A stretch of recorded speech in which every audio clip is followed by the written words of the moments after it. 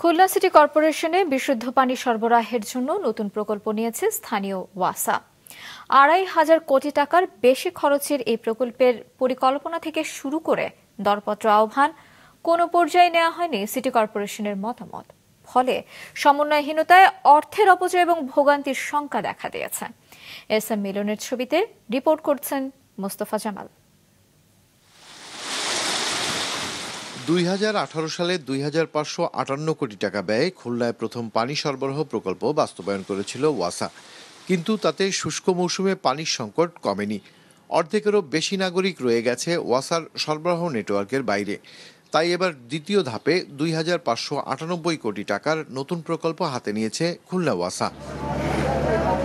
নতুন প্রকল্পে কেসিসির বর্তমান ও ভবিষ্যৎ এলাকায় বসবে ৪০ কিলোমিটার ট্রান্সমিশন লাইন, নির্মাণ হবে 4টি ওভারহেড ট্যাঙ্ক, পানি সরবরাহ বাড়বে দৈনিক ১১ কোটি লিটার, আর নতুন সংযোগ দেওয়া হবে ২৫,৮০০ হোল্ডিংয়ে।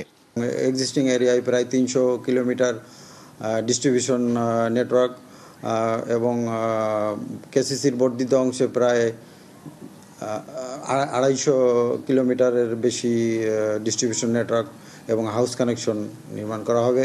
তবে অভিযোগ যাদের নিয়ে প্রকল্প, সেই খুলনা সিটি কর্পোরেশনের মতামত নেওয়া হয়নি প্রকল্প প্রণয়ন থেকে বাস্তবায়নের টেন্ডার আহ্বান পর্যন্ত কোনো পর্যায়ে।